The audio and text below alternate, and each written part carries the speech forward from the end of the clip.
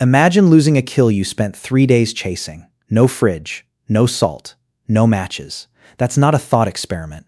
That was Tuesday, 40,000 years ago. You'd think that without salt or fire, meat would just rot within hours. Most of us assume preservation began with seasoning and flame. But long before anyone cured a ham or lit a controlled fire for food storage, humans were already outsmarting decay using nothing but ice, air, bacteria, and patience. Their methods weren't primitive, they were precise. And in some cases, they still work better than anything sitting in your kitchen right now. Early humans didn't have the luxury of chemistry. They had observation. They watched what happened to meat left in different conditions, and they learned fast, because the cost of getting it wrong was starvation. Cold worked. Dryness worked. Certain smells meant danger, and certain smells meant safety. Over generations, these observations turned into systems. Systems so effective that some of them are still used by Arctic communities today, virtually unchanged. Cold was humanity's first refrigerator, and nowhere was that more obvious than at the edges of the ice sheets. When early hunters in Ice Age, Europe brought down a mammoth or a bison, they didn't need a freezer. They had one already, buried a few feet below their feet. Anthropologist John Speth, who has spent decades studying Paleolithic subsistence strategies, has documented how Ice Age hunters relied on natural cold storage to keep meat edible through brutal winters.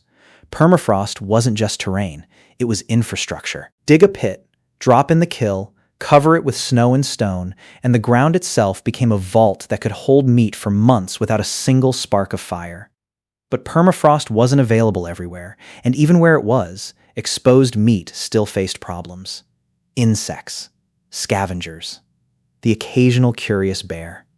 So early humans developed a second layer of defense. They buried meat deep enough that oxygen became scarce. Isn't it strange that the absence of air could be the thing that saved dinner? Without oxygen, the bacteria responsible for rapid spoilage struggle to multiply. This wasn't understood in scientific terms at the time, but the results spoke for itself. Meat buried deep in cold, oxygen-poor ground lasted far longer than meat left exposed on a rock in the sun. This technique eventually evolved into something even more deliberate: bog burial. In parts of northern Europe, communities began submerging meat and fish in peat bogs, and the results were almost eerie in their effectiveness. Bogs are naturally acidic, low in oxygen, and cold year-round. That combination creates an environment nearly identical to modern vacuum-sealed refrigeration, minus the plastic. Archaeological finds of bog-preserved food, some intact after thousands of years, have fascinated researchers for over a century. Food scientist and biomolecular archaeologist Patrick McGovern, known for his work uncovering ancient fermentation practices, has pointed out that these anaerobic, acidic environments weren't accidental discoveries. They were refined through repeated use, passed down as trusted knowledge long before anyone understood the microbiology behind why it worked. You might assume fermentation is a modern culinary trend, something for artisanal cheese shops and craft breweries. It isn't. It's ancient, and it may be one of the oldest meat preservation methods on Earth. Fermentation works by encouraging the growth of specific, harmless bacteria that outcompete the harmful ones. Once those beneficial bacteria establish themselves, they create an environment too acidic or too inhospitable for dangerous pathogens to survive. Sounds risky, doesn't it? Letting bacteria grow on your meat on purpose.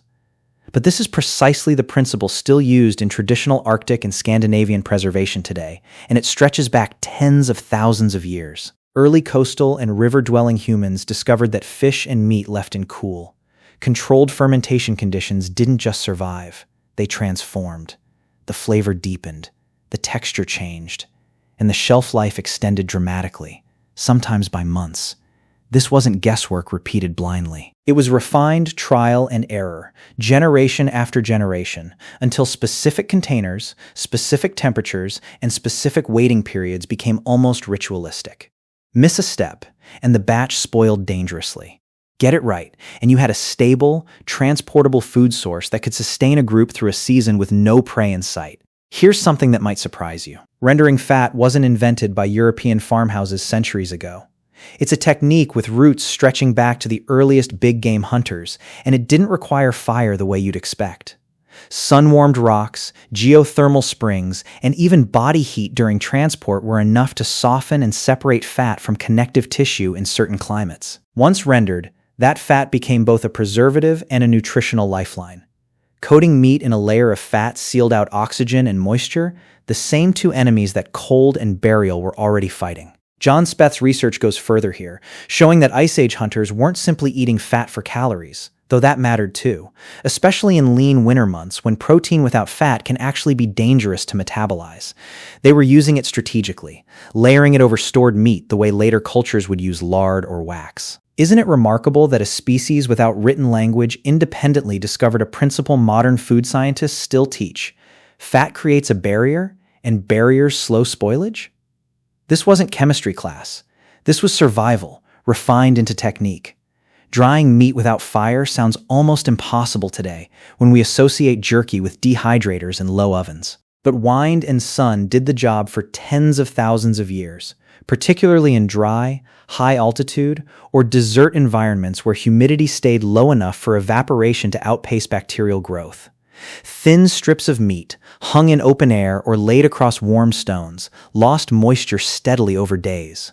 Once enough water was gone, the meat became inhospitable to the microorganisms that cause rot. No smoke, no salt, just air doing exactly what it does best. This method demanded environmental knowledge that we'd now call meteorological expertise. Too much humidity, and the meat would mold before it dried. Too much direct sun, and the outer layer would harden while the inside stayed dangerously moist, sealing spoilage inside like a trap. Early humans in arid regions of Africa and the Andes learned to read wind patterns, shade angles, and seasonal humidity shifts with a precision that would impress a modern climatologist. And they had to get it right every single time, because there was no backup freezer waiting in the next room. Now here's where things get genuinely clever. In colder, wetter climates where sun-drying wasn't reliable, early humans turned to something almost poetic, freeze-drying through natural cycles of freezing and thawing. Meat left exposed to repeated freeze-thaw cycles at high altitude loses moisture gradually, almost the same way modern industrial freeze-drying works, just slower and entirely powered by weather. Indigenous communities in the high Andes still use this exact principle today to produce a dried, preserved potato and meat product that can last for years, and researchers studying Andean food systems have noted that this technique likely dates back thousands of years, refined long before European contact. Isn't it wild to think that an ancient human standing on a frozen mountainside had already stumbled onto the same physics NASA would later use for astronaut food? The process isn't glamorous. It takes weeks, sometimes longer. But the payoff is meat that can be stored almost indefinitely, rehydrated when needed, and transported without weight from excess moisture. For nomadic groups who needed food they could carry across vast, unpredictable terrain, this wasn't a luxury. It was the difference between migration and starvation.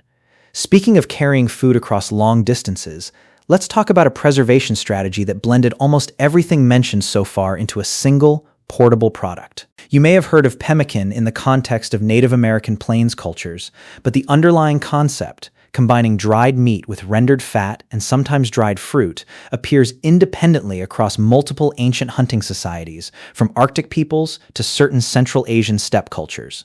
The dried meat provided protein with a long shelf life. The fat provided a dense calorie source and an extra layer of preservation. And in versions using dried berries or fruit, natural sugars and acids offered a mild additional barrier against bacterial growth. This wasn't a lucky accident stumbled into by one group. It appeared, in strikingly similar forms, in places separated by oceans and mountain ranges, which tells researchers something important about human ingenuity. When faced with the same problem, cold winters and unreliable food supply, different populations arrived at nearly identical solutions without ever meeting. That's not coincidence. That's convergent problem solving, and it says something remarkable about how consistently the human mind gravitates toward efficient answers when survival is on the line. Fish preservation deserves its own mention here, because coastal and river-adjacent humans faced a different challenge entirely, an abundance of protein that spoiled even faster than land meat. Their answer, in many cases, was submersion preservation, keeping fish in cold-running streams or sealed underwater pits lined with stones. The constant cold water slowed bacterial activity dramatically, and in some documented traditional practices, fish held this way could remain safe to eat for weeks. Isn't it interesting that flowing water, something we associate with contamination today, was once one of the most reliable preservation tools available? There's also a technique that might sound unsettling at first: controlled decomposition. Certain Arctic and subarctic communities developed methods of burying fish or meat specifically to encourage a slow, controlled fermentation process that produces a strong-smelling but safe and nutrient-dense food. This isn't spoilage in the dangerous sense. It's a carefully managed biological process, monitored by smell, texture, and experience passed down through generations of careful observation. Anthropologists studying traditional Arctic diets have repeatedly emphasized that these methods, while foreign to modern Western palates, represent some of the most sophisticated food science developed without any written record or laboratory equipment. What ties all of these methods together isn't a single ingredient or trick. It's a shared understanding of the enemy: moisture, oxygen, warmth, and time. Every technique, whether it was burial, drying, fat rendering, fermentation, or freeze-thaw cycling, targeted one or more of these four factors. Remove enough of them, and meat that would otherwise rot within a day could last for weeks, months, or in rare, ideal conditions, years. That's not luck. That's applied environmental science, refined across thousands of generations of trial, error, and hard-won survival lessons.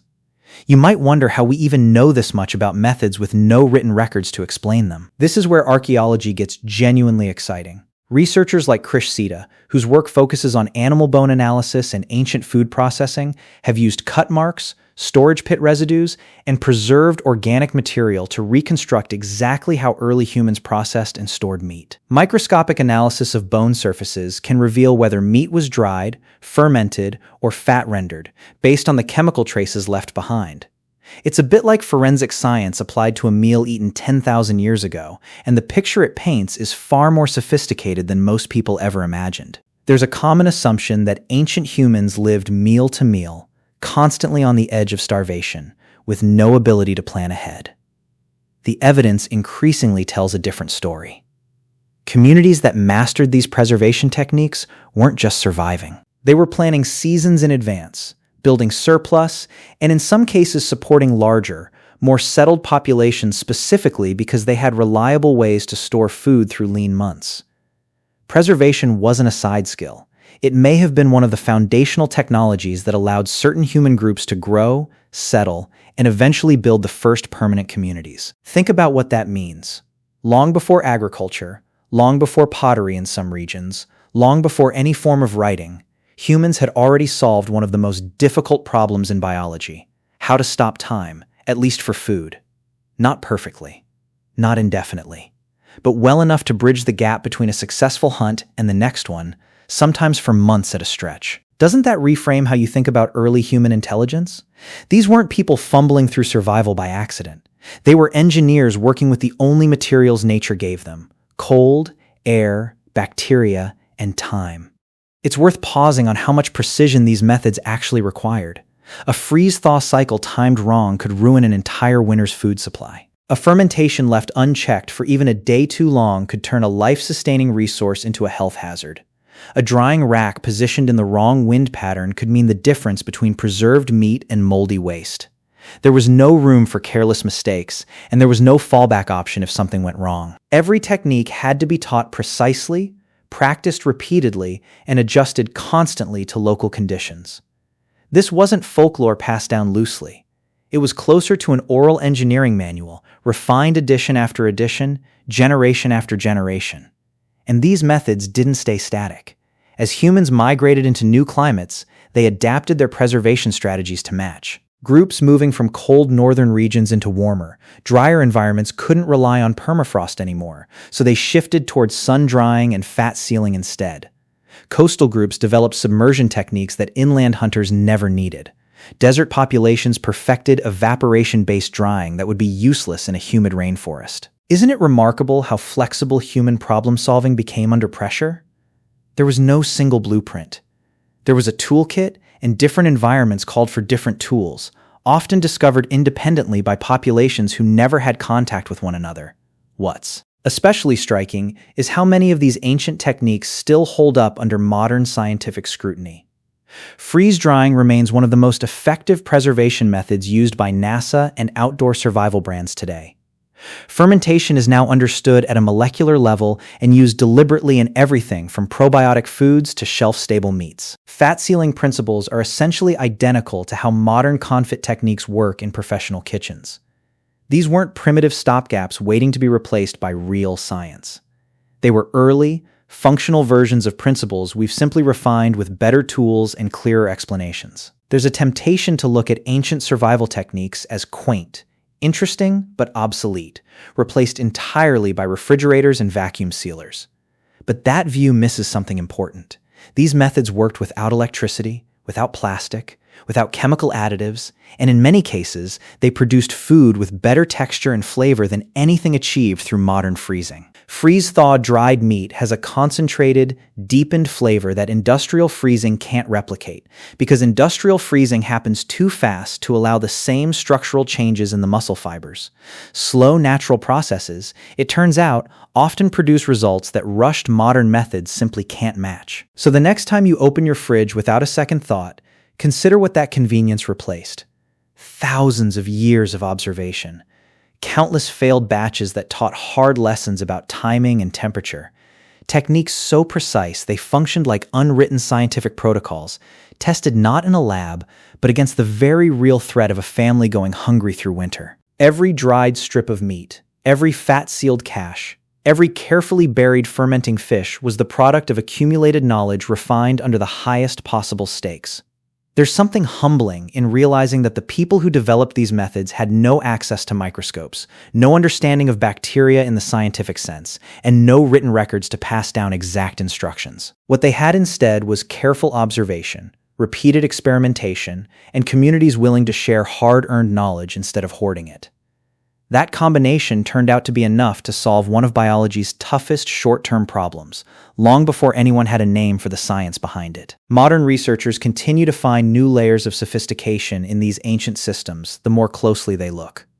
Every dig site, every preserved organic sample, every chemical trace left in old storage pits adds another piece to a puzzle that keeps revealing the same conclusion. Early humans were far more resourceful, far more observant, and far more deliberate than the primitive survival stereotype gives them credit for. They weren't waiting for salt or fire to solve their problems. They built a functioning system without either using nothing but the environment around them and an unwillingness to let hard-won meat go to waste. Losing a kill you spent 3 days chasing was never really the risk it seemed to be. Not once you understood the ground beneath your feet, the air moving past your camp, and the patience required to let nature do the rest.